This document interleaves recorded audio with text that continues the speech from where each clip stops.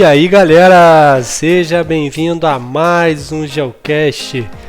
Gostaria de agradecer aqueles ouvintes que estão com a gente desde o começo. Você que chegou agora, seja muito bem-vindo.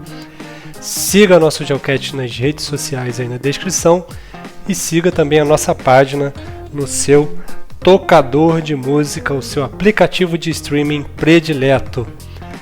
No programa de hoje vamos conversar com uma bióloga, uma professora de biologia também, a Valesca Fernandes, que tem mais de 30 anos de experiência na docência em biologia. A Valesca, ela se graduou em biologia pela Universidade Federal do Rio de Janeiro e fez o seu mestrado também em biologia pela Universidade Federal do Rio Grande do Sul. Nosso programa foi bem interessante, falamos também sobre o Covid-19, que é o assunto do momento, mas para chegar na questão do Covid-19 e da quarentena que estamos passando, falamos sobre saúde, sobre sistema imunológico e falamos um pouquinho também sobre os grandes paradoxos aí dessa nova doença provocada pelo novo coronavírus. É isso, vamos direto então ao nosso programa. Bom, gente, estamos de volta aqui com o Geocast. Mais um episódio. Hoje eu estou aqui com a Valesca, professora de biologia. Valesca, um grande prazer aqui, te ter aqui no Geocast. Tudo bem? Tudo ótimo. Muito feliz de estar participando desse projeto. Acho ele incrível. Dá acesso a gente a muitas informações, opiniões, coisa que a gente está precisando nos últimos tempos, né? É verdade, é verdade. Falando em últimos tempos, não tem como a gente deixar de falar sobre o Covid-19, né? O assunto do momento. E aproveitando a presença de uma professora de biologia, é óbvio que a gente vai tocar nesse assunto. Mas, Valesca, antes da gente tocar no assunto principal, eu queria que você começasse falando para a gente um pouquinho da importância do misterioso sistema imunológico. Que bom você perguntar sobre isso, Rômulo, porque, na verdade, a gente sempre acaba deixando de lado, acho que a parte mais importante dessa história toda, que é pensar no sistema imunológico, especialmente pensar nas questões da saúde. Aquela perguntinha super importante, né? O que é ter saúde? As pessoas normalmente pensam que você tem saúde quando não tem doenças. Sim. E saúde é muito mais do que não ter doenças, né? Envolve muito mais coisas. Envolve, de forma geral, o bem-estar físico, lógico, né? De toda essa parte física, mas também o bem-estar social, ambiental, de todas as coisas que a gente faz. Isso envolve a gente se alimentar bem, a gente dormir bem, ter uma vida social plena, né? Ter realizações em relação ao trabalho, em relação à família. Tudo isso junto vai acabar compondo o que a gente tem de saúde.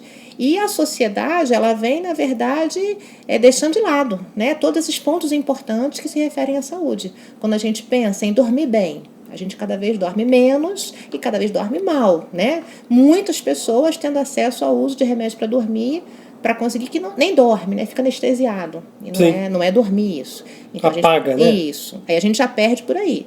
Atividade física, que a gente até nos últimos anos, nos últimos 20 anos, teve um boom de atividade física, né? Uma moda de atividade física importantíssimo por um lado, mas atividade física para finalidade estética, não para saúde. Então, muitas vezes a gente abre mão do exercício aeróbico, que é o mais importante, que é o que vai, né, fazer a circulação funcionar, o cérebro funcionar melhor, e a gente não faz. E as questões sociais, mais importantes ainda, né, Rômulo? A gente está cada vez mais num mundo recluso, cada vez mais usando os meios virtuais para se comunicar e deixando de estar nesse ambiente social e deixando de vivenciar e aí plenamente ter saúde, né? Sim, engraçado que quando inventaram o computador lá na década de 90, prometeram pra gente que a gente teria mais tempo, né? Afinal de contas, o computador ia, num futuro próximo, fazer as atividades repetitivas. E isso não aconteceu, foi uma mentira que contaram pra gente, né? Hoje nós estamos conectados o tempo inteiro, o computador faz uma série de tarefas, mas a gente trabalha, se você calcular as horas por semana, a gente trabalha muito mais do que as pessoas na década de 90. Aquele tempo que a gente teria de sobra por causa do computador, para estar com a família, fazer uma atividade física, se cuidar, né? Esse tempo realmente ele não existe hoje em dia, né? É verdade. E, na verdade, a gente está cada vez se ocupando com uma série muito maior de funções, até por conta dessa globalização das informações, né? Então, a gente tem muito mais coisa para fazer e acaba.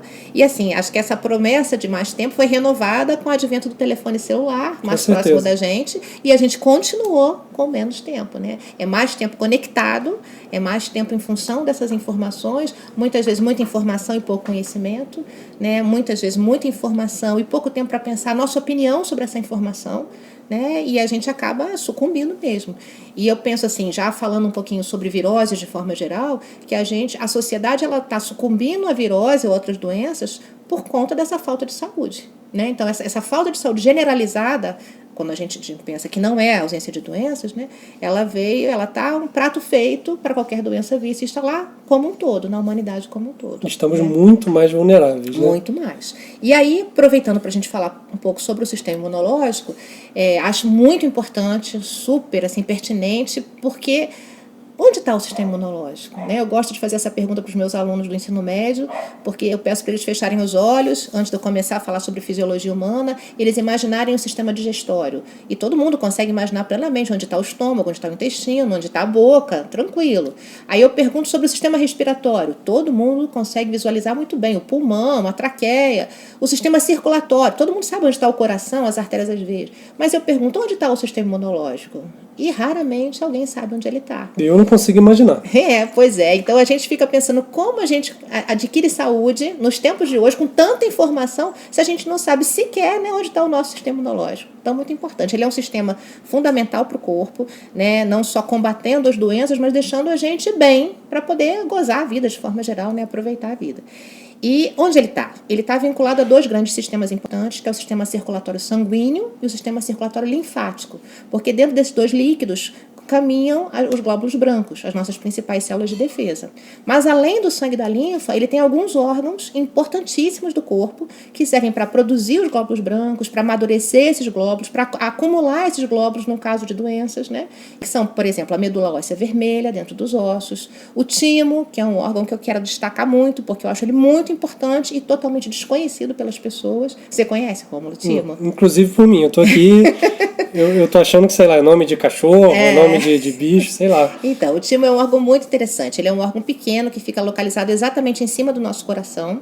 E ele tem uma função dupla. Ele produz e amadurece alguns tipos de glóbulos brancos, principalmente um glóbulo chamado linfócito T, que talvez seja o glóbulo branco mais importante do nosso corpo. E ele também produz alguns hormônios que têm uma relação direta com os nossos estados de humor. Então, ele deixa a gente num estado de maior felicidade ou num estado um pouco mais triste, mais depressão. E o timo aumenta e diminui de tamanho conforme a produção dessas duas coisas, né? Dos hormônios do humor e, ao mesmo tempo, dos glóbulos brancos. Consequentemente, quando ele está grande, porque a gente está feliz, ele também está grande para produzir glóbulos brancos. E quando ele está pequeno, porque a gente está triste, ele também está pequeno para fabricar uma quantidade insuficiente de glóbulos brancos. Ficar feliz é ficar mais protegido, então? Com certeza. Vou aproveitar o momento aqui e pedir desculpa à minha família. Essa semana eu falei que pensamento positivo não resolve nada, o que resolve é ciência. Então eu queria me retratar aqui, porque acabei de aprender que o timo ele está relacionado a pensamento positivo, felicidade. Eu diria que tem as duas coisas. A ciência é muito importante, sem dúvida nenhuma, né? Mas o timo também veio para provar para a gente essa coisa que a saúde não é uma coisa só, não é pontual, né? É um contexto. E esse contexto envolve especialmente essa coisa de estar num ambiente social, de estar num trabalho prazeroso, né? Não só que traga dinheiro, mas que traga prazer e felicidade, de estar numa família, né? Que a gente se sinta bem, num grupo de amigos. Isso tudo faz o nosso timo ficar maior e acabar, né, fazendo uma defesa melhor também. Só mais uma dúvida, mandar corrente por aplicativo de mensagem não resolve não, né? Não resolve. Ah, tá. Não então resolve. Eu vou pedir meia desculpa, só pelo que eu falei do pensamento positivo. Corrente não. Eu diria que, na verdade, até reduz um pouco o tamanho do timo, que a gente fica meio perturbado. Então ele reduz um pouquinho, né? Viu, gente? Viu? Ai. Mas assim, fora esses dois órgãos, a gente tem os linfonodos, que são aqueles gânglios que incham quando a gente tem tipo infecção de garganta, ou quando tem algum problema nos dentes, que são acumuladores de glóbulos brancos, né? Tem o apêndice, que muita gente acha que ele não serve para nada, mas ele é um órgão importante. Tem as amígdalas. Então tem uma série de órgãos importantes aí que todo esse conjunto, linfa, sangue, mais os órgãos, formam um sistema imunológico. E o interessante é que ele trabalha através de células especializadas, que a gente chama assim genericamente de glóbulos brancos ou leucócitos, mas que tem células individuais, cada uma com a sua função específica. E a gente trabalha em linhas de combate. Na verdade, o sistema imunológico ele tem uma função quase como se fosse um grande exército, né? E essas linhas de combate elas são sucessivas. Então, a gente começa com um tipo de defesa. Se não der certo, a gente passa para um segundo tipo de defesa. Se não der certo, para um terceiro. Se não der certo, para um quarto tipo de defesa. E a gente chama isso de linhas de combate mesmo na imunologia. A primeira linha de combate todo mundo conhece, a mais básica, que é a pele. né? A nossa Sim. pele, é o maior órgão do corpo, né? Recobre o corpo todinho e deixa a gente livre de uma série de infecções que poderiam estar entrando do ar que a gente está respirando, né? Da comida, de tudo onde está ali. Além da pele, a saliva, né? Os ácidos que a gente produz no suco gástrico, tudo isso junto são a nossa primeira grande linha de defesa. Eu diria que a maioria das doenças que poderiam se instalar no nosso corpo, elas já são cortadas pela primeira linha de defesa. Agora, e se não der certo? Se não der certo, a gente vai para um segundo passo, tentando amenizar essas doenças. O segundo passo todo mundo conhece também, a gente chama de processo inflamatório. Esse processo inflamatório usa uma série de substâncias e já vai usar os glóbulos brancos para produzir essas substâncias que vão dar o que a gente chama de edema, de inchaço. Então, deixa aquela região que foi atacada inchada. Inchado para quê? Para atrair mais sangue e mais linfa. E só uma dúvida. Eu estou lembrando da garganta, né, da infecção na garganta, e eu estou lembrando exatamente o que você está falando. É nesse momento que ocorre aquele pus, aquela secreção branca na garganta ou não? Quando acontece o pus, a gente já está na terceira linha de combate. Quando fica inflamado, que a gente tem a infecção e a inflamação. A infecção é quando tem um micro-organismo, né? Já está lutando ali. E a inflamação é quando fica inchado. Então, o processo inflamatório é quando está vermelho, inchado, você já está sentindo aquilo, mas ainda não tem pus. Depois é que vai vir o pus. Durante o processo inflamatório é que pode vir o pus. E aí, nessa linha, a gente já vai usar alguns tipos de glóbulos brancos que fazem fagocitose, vão comendo os vírus, as bactérias, os protozoários, vão destruindo esses invasores, que a gente chama de antígenos, né, através do processo de fagocitose. Às vezes, isso aí resolve, né? Às vezes a gente, né, come uma comida que tinha algum tipo de bactéria, que estava ali infectada, você come, passou pela saliva, não foi suficiente, passou pelo suco gástrico, não foi suficiente, aí o que fica? A barriga fica inchada. Você sente aquele inchaço, dá um pouco de febre e normalmente vai resolver, né? A pessoa pode ter vômito, pode ter diarreia, mas aí resolve, acabou. Depende da saúde da pessoa. Depende da saúde da pessoa. Agora, às vezes isso não resolve. O invasor também era muito mais perigoso, não deu certo. Aí a gente vai para a terceira linha de combate. A terceira linha de combate é que vai usar os famosos anticorpos. Então, a gente vai usar alguns glóbulos brancos específicos para produzir os anticorpos e a gente conseguir fazer uma defesa específica, né, para aquele tipo de invasor. Então, se é o vírus do sarampo, vai ser um anticorpo específico para o sarampo. Se é o vírus da gripe, é um anticorpo específico para a gripe. E como a gente faz isso? A gente tem uma célula super especial, que é o linfócito T, aquele que é amadurecido no timo, aí a importância desse órgão, né, que está em cima do coração, ele é produzido na medula óssea, vai para o timo e o timo faz o processo final de amadurecimento. Esse linfócito T é capaz de perceber que as outras linhas de combate não tiveram sucesso. Então ele percebe isso e ele tira como se fosse uma fotografia do antígeno. Se é vírus, se é bactéria, não importa, mas ele consegue reconhecer quimicamente como é a parte externa, a membrana ou as proteínas desse antígeno, e ele manda uma mensagem química para um outro linfócito, que é o linfócito B. O linfócito B é um outro tipo de glóbulo branco que recebe essa mensagem do linfócito T com o formato daquele antígeno, daquela substância estranha. E ele vai ser capaz de produzir proteínas que têm um formato de Y e que a gente chama vulgarmente de anticorpos.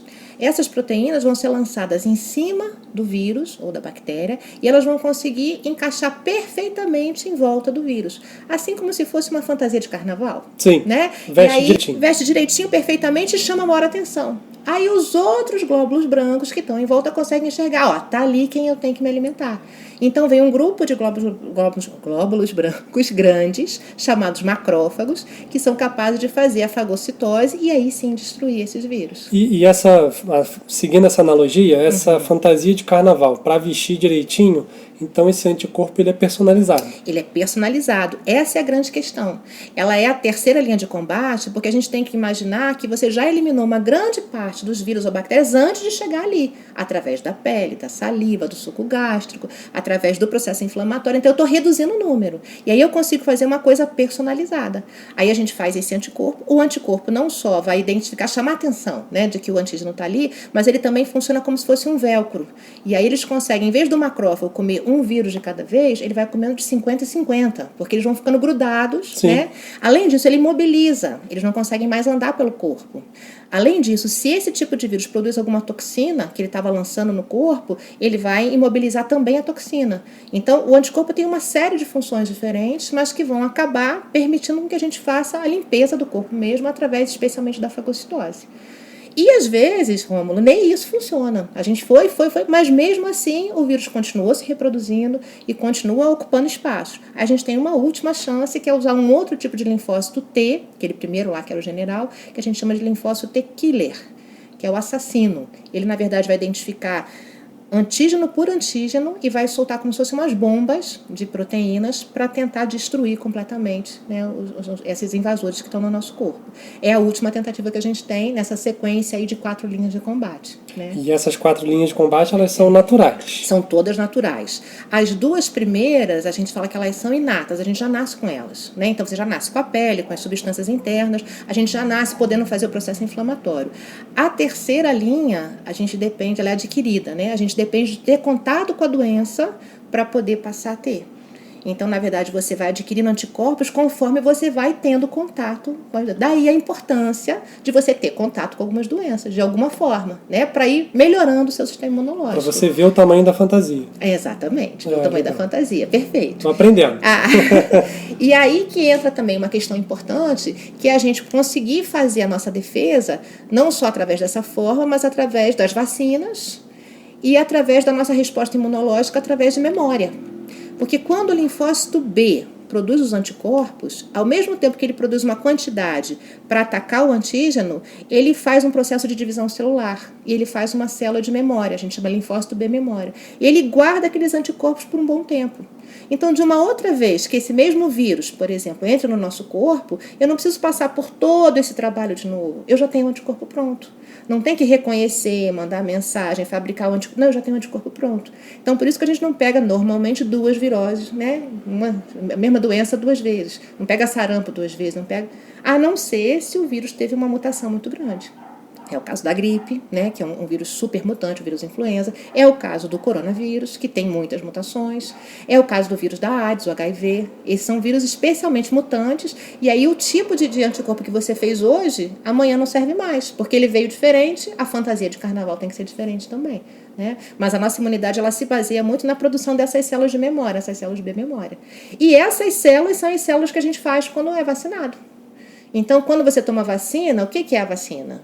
Ela é o vírus adormecido, o vírus atenuado, né? Pedacinhos do vírus que vão fazer você passar por todo o processo de identificação, de fabricação de anticorpo e fabricação de célula B memória. E aí, quando o vírus de verdade entrar, você já tem a B memória. Você já está preparado. Não é que você não vai ter a doença, você vai ter a doença por uns minutos, talvez por 10 minutos. Então, os sintomas não aparecem. Deu tempo de você, antes do sintoma aparecer, você conseguir já destruir. Né? Então, o processo de vacinação é super importante.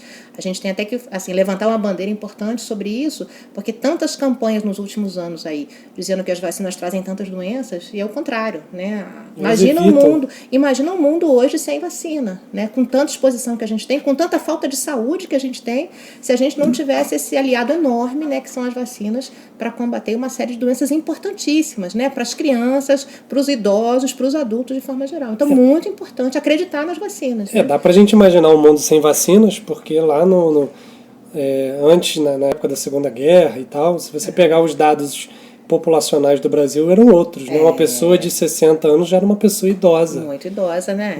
Hoje você pensar na década de 40, 50, pessoas com mais de 80, 90 anos, era uma coisa inimaginável e hoje é extremamente comum. E se a gente pensar a mortalidade infantil nessa mesma época, e se a gente pensar os tipos de sequelas que doenças banais, né, traziam para a população como um todo e que a gente resolveu, né, praticamente resolveu.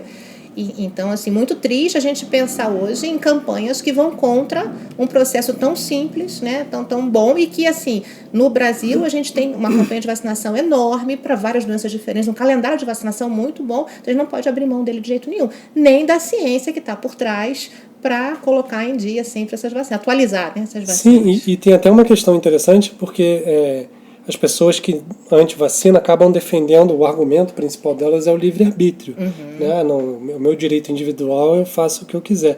Mais ou menos individual, porque a partir do momento que você deixa de vacinar e isso vai acontecendo numa escala cada vez maior, se torna um problema coletivo. Justamente, né? Então, é uma questão assim, que a gente tem que colocar aí da saúde pública, né? Não é uma questão de saúde, é uma questão de saúde pública. Sim. Então tem certas coisas que têm que ser coletivas, e aí é isso, por exemplo, o uso indiscriminado de antibióticos. por um outro lado. Né? Por quantos e quantos anos a gente usou antibióticos sem necessidade para muitas doenças que não tinha feito absolutamente nenhum, e as pessoas acabaram criando cepas de bactérias altamente resistentes. O problema não é para mim, né?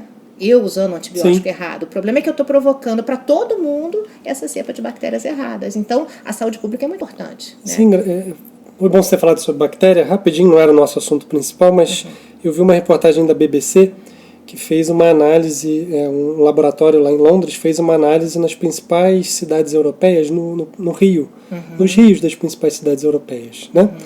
E as amostras de água, em todas, tinha um índice de antibiótico muito mais alto do que o permitido. Por quê?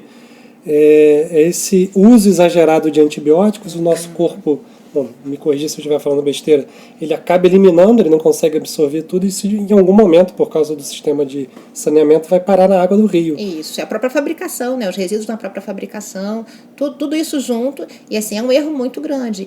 Por exemplo, os antibióticos durante muitos anos foram usados em casos de virose, pela falta de conhecimento, né, da população em geral. E a gente vai comentar nisso daqui a pouquinho, que para vírus não adianta nada tomar antibiótico. Né? Às vezes o paciente fica bravo com os médicos, eu fui lá, o médico falou que é virose, não me deu nada, mas o antibiótico resolvia. E não resolve. A gente, na verdade, está criando outros problemas da ordem da saúde pública, como a questão das vacinas e, aproveitando o momento que a gente está vivendo, como a questão da nossa quarentena. Né? A gente está em quarentena, não é por nós, a gente está em quarentena porque é uma questão de saúde pública. Não é eu não tendo a doença, mas eu não sendo um agente transmissor para que todo mundo não tenha. Então, muito importante ter essas questões em mente, que não é uma questão individual, de forma nenhuma, é uma questão pública, né, para todo mundo. Tá? Bom, gente, em relação a essa questão do sistema imunológico, acho que é importante falar um pouquinho também sobre as doenças autoimunes.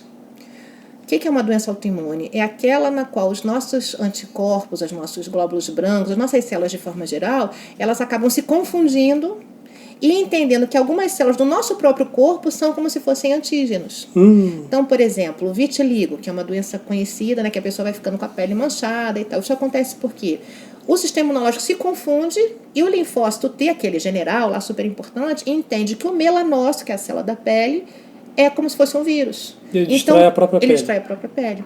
E o interessante, essas doenças estão muito associadas aqui ao nosso estado de espírito e de humor. Porque tem a ver com timo. Então, uma pessoa altamente estressada vai desenvolver, tem uma chance muito maior de piorar uma doença como essa, justamente porque o sistema imunológico está ligado à nossa questão de nosso estado de humor, né, mesmo de forma geral. Então é por isso que o estresse é o causador aí de muitas doenças, né? E aí, a gente voltando no tema da nossa conversa inicial, que é a saúde, o estresse não pode ser permitido se a gente quer saber de saúde, né? E aí o estresse envolve dormir bem, aquelas coisas todas que a gente falou, né? Se alimentar bem, vida social ativa.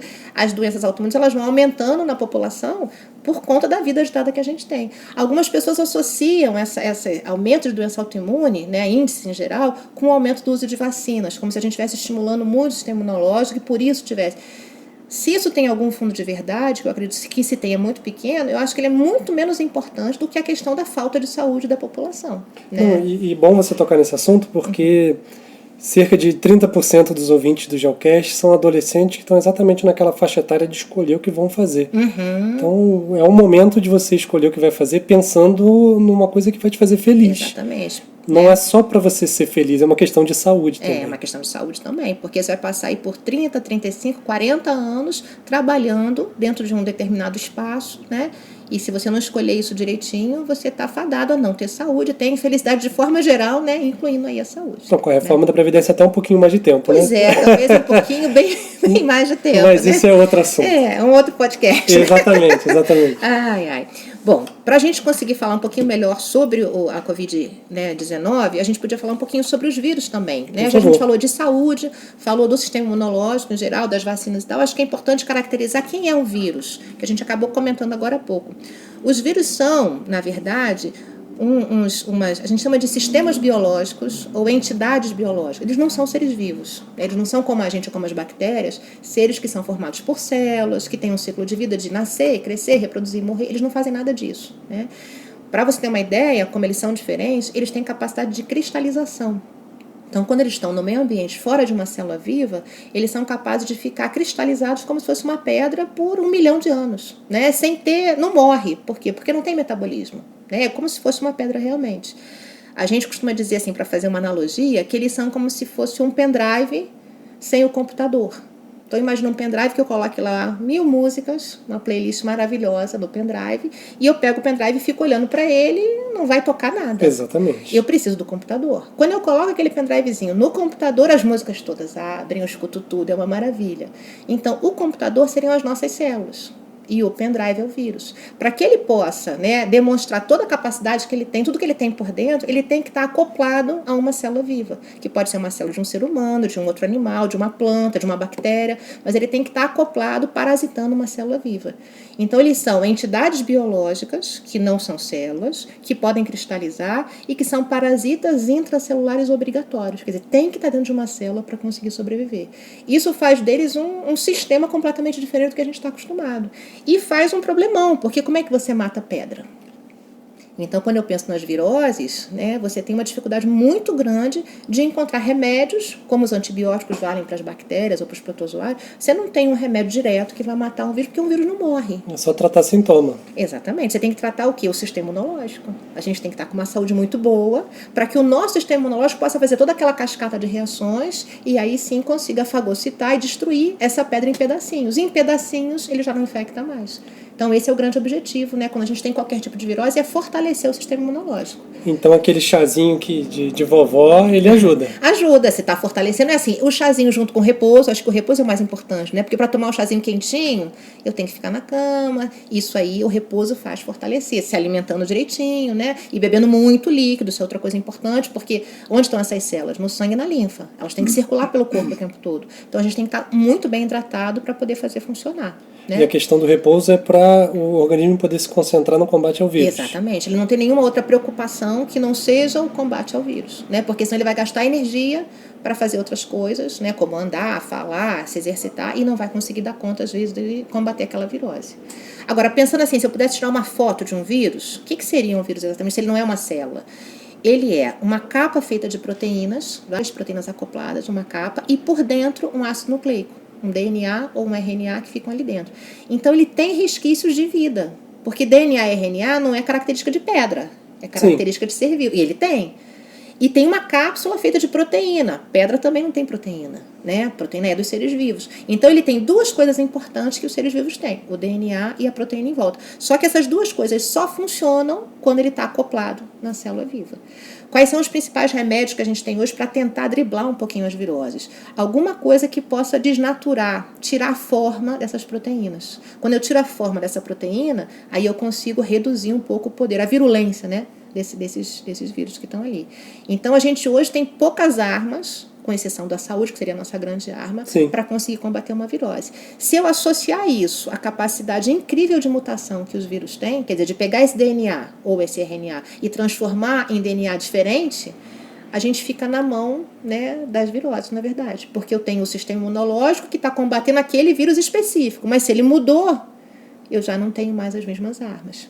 E aí o coronavírus, por exemplo, entra direitinho nessa... O que é o coronavírus? É um vírus conhecido da gente de muitos e muitos anos. O primeiro foi descoberto lá na década de 30, que provoca uma série de resfriados e doenças, mas que ele foi mutando, sofrendo pequenas mudanças e provocando aí doenças mais perigosas, né, por conta dessas mutações. Porque ele é um vírus, então ele tem essa capacidade incrível, né, de sofrer as mutações. Então, se ele surgiu na década de 30, todo mundo já teve algum tipo de coronavírus? Algum tipo de coronavírus, né? Alguns tipos de resfriado que a gente tem mais comuns têm uma associação direta com o coronavírus, né? Ele é um vírus assim conhecido pela sociedade médica de forma geral, que tem algumas características interessantes. Ele é um vírus que tem a cápsula de proteína, como eu falei, e por dentro ele tem uma fita de RNA, não é DNA, tá? O que é o RNA? É um ácido nucleico um pouquinho mais um pouquinho diferente. É um ácido nucleico que na gente não tem informações. Ele é de ativação, não de informações. E ele tem guardando informação. Então, ele é um vírus um pouco diferente do padrão, né? Ele tem, além dessa cápsula de proteínas, ela é uma cápsula assim, em formato de hélice, é toda helicoidal. Mas ele tem também um envelope por fora feito de gordura, o que dá uma proteção ainda um pouco maior. Então, ele é envelopado, tem a cápsula de proteína e tem o RNA lá dentro. E ele tem um tamanico mínimo de 100 a 160 nanômetros. Um nanômetro, para a gente ter uma ideia... A gente pega 1 milímetro da nossa régua e imagina 1 milhão de vezes menor do que 1 milímetro. É um nanômetro. tá? Muitas vezes menor do que isso. Ele é muitas vezes menor, até muito pequenininho, tão difícil de você conseguir, né, localizar e é o jeito dele. Uma capacidade enorme de mutação, e ele normalmente está associado a esse resfriado, né? Não é exatamente a gripe, mas um resfriado, mas associado a problemas respiratórios que podem ser muito intensos. Então, ao longo da história dele, né, na sociedade humana, a gente teve alguns que provocaram síndromes respiratórias agudas graves, uma primeira na região da China, na Ásia, de forma geral, uma segunda na região do Oriente Médio, isso nos anos 2000, né? Sim. E agora, essa nova mutação dele, que a gente chama de novo coronavírus, né? O vírus, na verdade, é o coronavírus, e a doença que ele provoca é a Covid-19. Covid-19 não é o vírus, é o nome da doença. É o nome da doença. Isso. Então, que é uma síndrome respiratória aguda também, mas de menor letalidade do que as outras que já surgiram anteriormente. A diferença dele importante é que ele tem uma capacidade de transmissão muito maior do que os outros. Então, uma pessoa tendo a facilidade que ela tem de passar para muitas pessoas, né, muito enorme, grande. é muito grande, mas com uma letalidade menor, né? Agora, pode provocar casos de problemas respiratórios muito graves, né? Só uma dúvida que passou, você falou lá atrás e eu fiquei com isso na cabeça. Você falou que ele é envolto numa capa de gordura.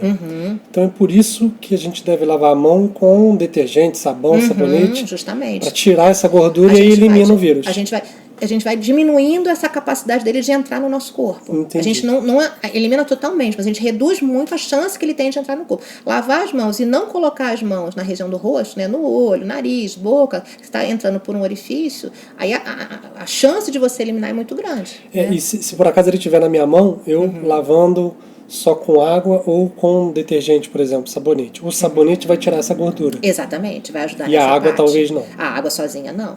Okay. Então, por isso é super importante lavar bem, aquele processo de você pegar todos os cantinhos, né?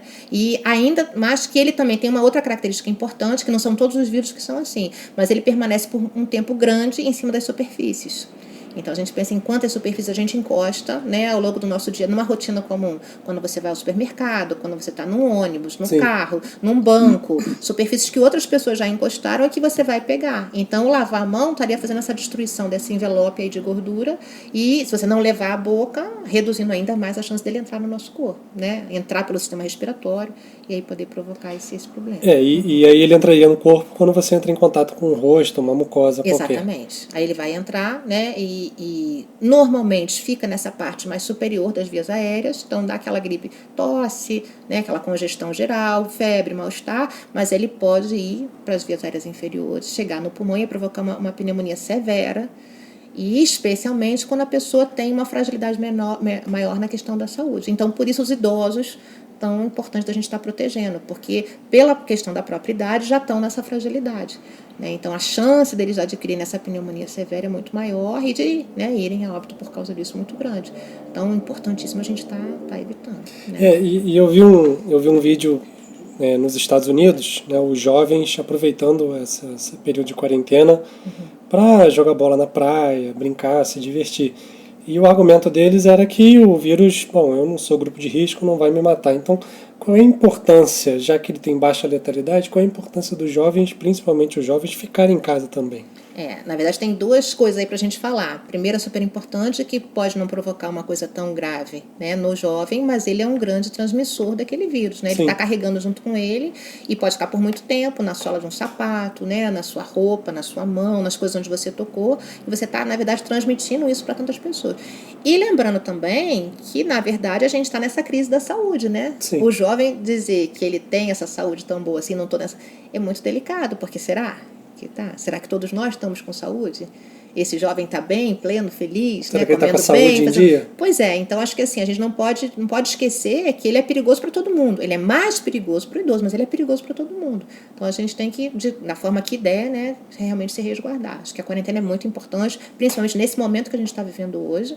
Mas é muito importante para não deixar espalhar para muita gente, né, e a gente deixar passar essa pandemia de uma vez. É importante porque a gente ganha tempo para poder preparar o sistema de saúde para abastecer aí nas próximas semanas, Exatamente. que provavelmente vai acontecer. E reduz o número de pessoas que estão infectadas, que poderiam ser esses transmissores, né? Então, se de repente eu estou saindo, eu posso transmitir numa saída para 20 pessoas. Se eu fiquei em casa, são 20 que não vão ter. E aqueles 20 para mais 20. E assim a gente vai indo, né, numa progressão geométrica que é difícil, né? Complicado. Muito difícil. Isso aí. Valesca, a gente já está se encaminhando aqui para umas discussões finais. Antes da gente começar a gravar, a gente conversa um pouco. E você separou um material muito interessante sobre alguns paradoxos aí que o coronavírus, o novo Covid-19, né, causado aí pelo novo coronavírus, está fazendo as pessoas a ficar mais em casa e, obviamente, a gente passa a pensar algumas questões, né? Eu queria que você trouxesse essas questões para os nossos ouvintes aí. Alguns já pensaram em algumas coisas, outros não, mas são discussões realmente que é o momento e vale muito a pena a gente falar sobre isso. Eu acho que vamos conversar sobre elas, né? Acho que é muito importante a gente, quanto mais opinião, quanto mais a gente discutir, melhor. Mas a primeira de todas que eu acho desses paradoxos é essa questão de um ser quase tão insignificante, né? Um ser que nem célula tem, do primórdio lá da formação dos seres vivos, ele conseguir chegar na gente e, de uma certa forma, inundar a humanidade em relação a todos os seus poderes, né? Então, a gente pensa em termos da evolução, a gente pensa num ser humano que criou um sistema nervoso altamente complexo, né? 100 bilhões de neurônios, um polegar opositor capaz de fazer ferramentas e construir sua tecnologia com isso, e a gente pensa que nada disso é suficiente comparado ao poder de um serzinho, que nem serzinho é, né? Que é uma nem pedra. É ser humano, nem é ser vivo. Olha que coisa. Então, que coisa interessante, né? A sociedade como um todo, se a gente parar para pensar em termos econômicos, em termos de cultura, em termos de valores, tudo. A gente está refletindo sobre isso tudo por conta de um ser tão pequeno, né? Que a evolução, né? Charles Darwin estaria dando risada, eu acho, agora, né? Nesse processo evolutivo tão grande que a gente fez e, de repente, o menor de todos os seres é capaz de incomodar a gente dessa forma. Sim, e é interessante a gente perceber o quanto que a gente é pequeno, né? Porque eu costumo passar um documentário para os meus alunos, Cosmos, né, do National Geographic, muito bom, do Neil deGrasse Tyson, um físico importantíssimo. E ele coloca a história de todo o universo em um calendário de 365 dias, fazendo uma analogia. Esse calendário é muito bom. Eu uso ele também. Eu uso ele também, é muito bom. E o ser humano, na verdade, tudo que a gente conhece do livro de história, né, da como sociedade, lá da Mesopotâmia até 2020, entra aí nos 10 segundos finais do dia 31 de dezembro. Então, 11, 59 e 50. Então, o próprio espaço já mostra pra gente o quanto a gente é pequeno. E agora essa doença é mais ainda, né? Porque é um ser minúsculo, que não é nem um ser, com toda a nossa inteligência, com todo o nosso desenvolvimento, e nós estamos em casa por causa dele. Exatamente, está dando uma mexida no mundo todo, né? Todo o nosso planeta, por conta dessa mistura de uma proteína com um RNA. É muito interessante, muito interessante. E a gente pensa nisso, assim, a arrogância do ser humano em relação o ser humano vai acabar com a Terra. Que acabar com a Terra, né? A gente vai acabar com a possibilidade do próprio ser humano estar na Terra. Agora, os outros seres estão aí. A gente pensa nos dinossauros. Dominaram a Terra por 300 milhões de anos. Sim. Milhões de anos, com um cérebrozinho mínimo, né? Um cérebrozinho mas conseguiram conviver em equilíbrio, harmonia na Terra, porque a gente está na Terra há 100, 150 mil. E olha o caos que a gente já causou. Exatamente. Então aí vem outro paradoxo, né? Será que o meio ambiente não está dando, né, dicas para a gente de que está tudo errado? Né? A questão da saúde que a gente falou antes. A gente está sem saúde, a gente não consegue reagir a isso. E a questão ambiental? Essas rotas, né, que esse vírus está tomando para chegar no mundo tão rapidinho, não tem a ver com tanta questão ambiental em volta disso? Né? Esse desequilíbrio todo, a gente está buscando esse equilíbrio ou não está buscando? Como a gente está buscando a saúde ou não está buscando a saúde? Então, acho que o vírus vem trazendo essas coisas importantes, as escolhas que a gente faz para a nossa vida. Esses questionamentos que a gente deveria estar fazendo. Exatamente. Né? Assim como um questionamento bastante importante no mundo todo, né? Acho que especialmente no Brasil, mas no mundo todo, sobre o papel da ciência. Né? Qual é o valor da ciência? de tudo que a gente vem construindo, né? De tudo que a gente vem descobrindo, construindo. Qual é o valor que a gente tem que dar? Ela não possui todas as respostas, claro que não. Ela é um processo de construção, né? A ciência é um processo, e acho que é interessante porque a ciência é uma vamos botar como uma entidade, né? Mas que reconhece seus erros. Ela fala quando está errado e ela volta e faz uma hipótese nova em cima do erro. O erro é muito importante. Ela não diz que está sempre certa, é o contrário disso. O erro é o resultado. É o resultado. Então, super importante. E assim, agora quem vai nos salvar é a ciência. E há tão pouco tempo a ciência estava tão pouco importante, né?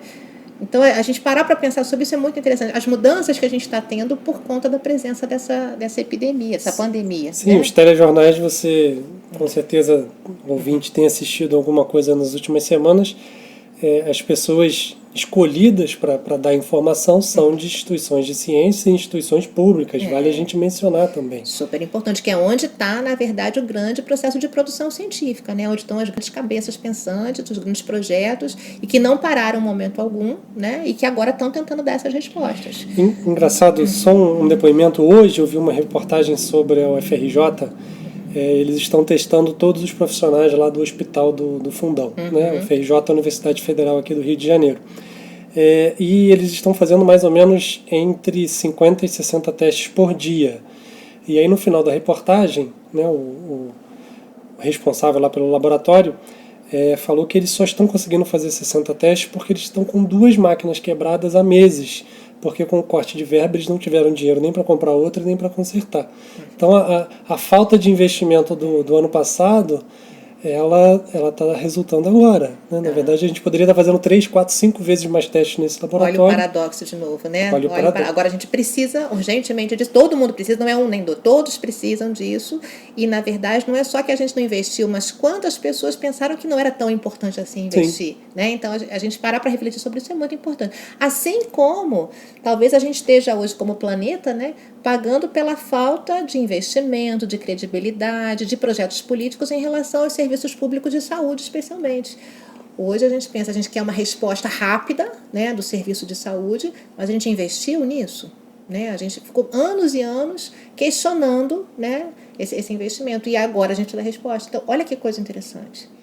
Um outro paradoxo importante, né? A questão dos idosos. Ao mesmo tempo que a gente está no momento da humanidade de investir tudo para alongar a vida do ser humano, né? Investindo em uma série de medicamentos para que a gente possa ter mais vida, mais anos de vida, a gente agora chega numa situação na Itália, na Espanha, na França, onde você tem que escolher, né, quem vai ser atendido ou não vai ser atendido, né, pela idade.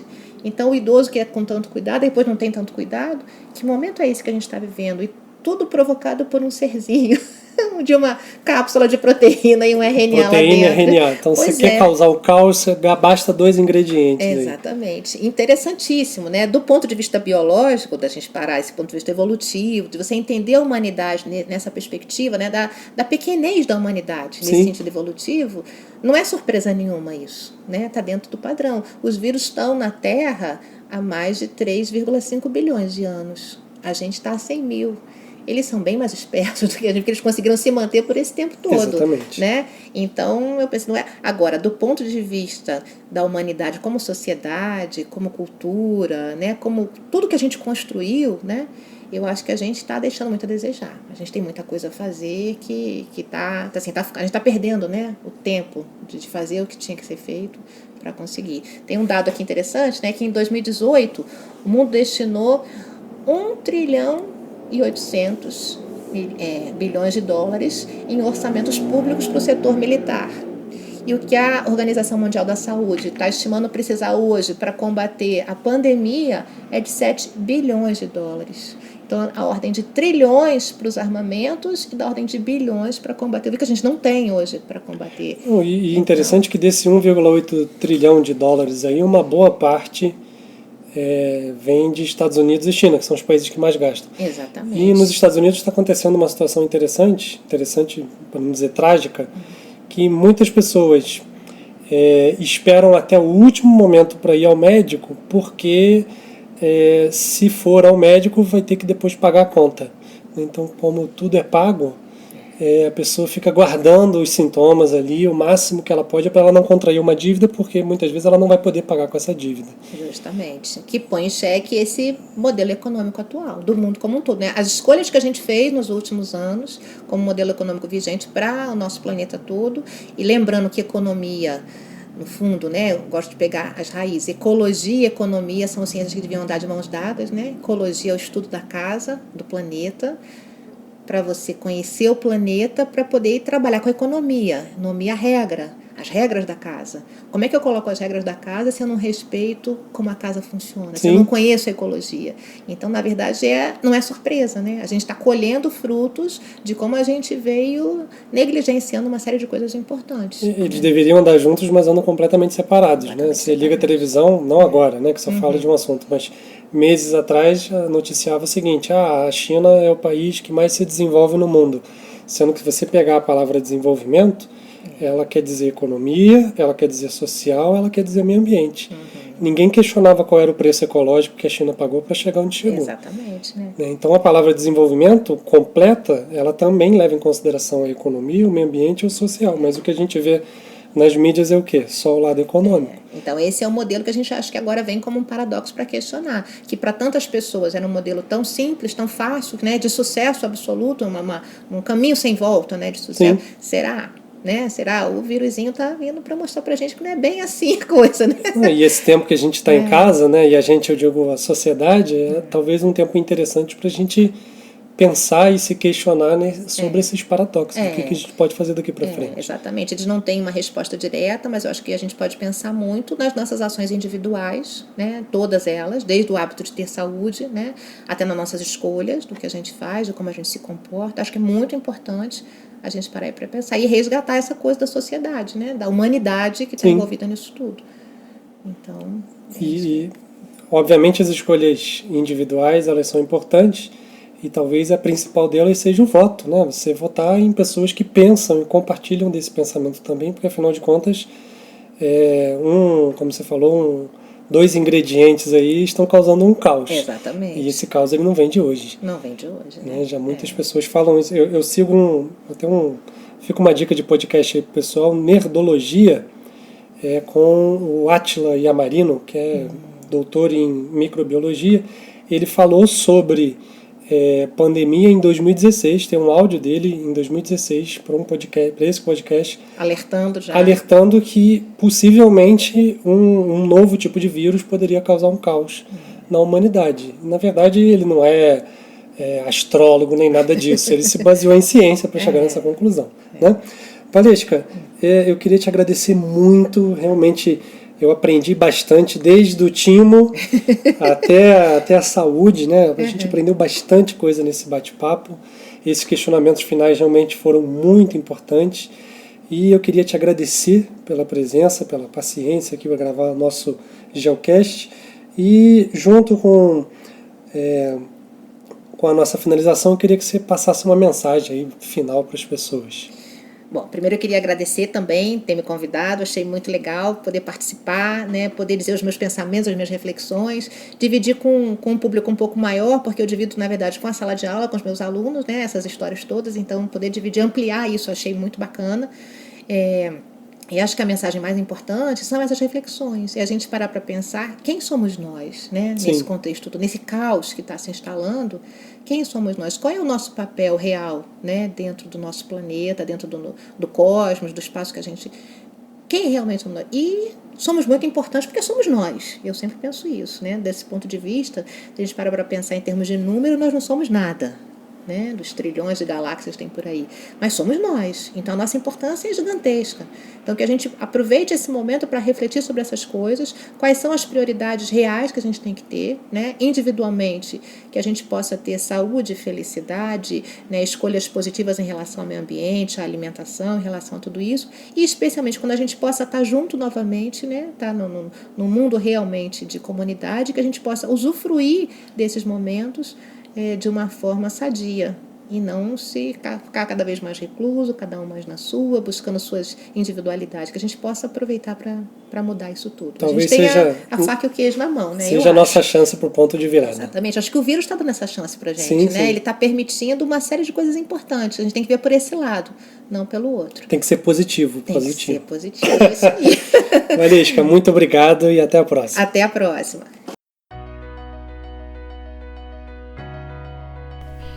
A questão da Covid-19 realmente é muito complexa, né? Envolve não só questões de saúde, mas questões de sociedade, né? Como chegamos até aqui e como os nossos hábitos e nossos políticos e governos e sistemas econômicos e tudo, enfim, culminaram com essa pandemia e essa necessidade de quarentena.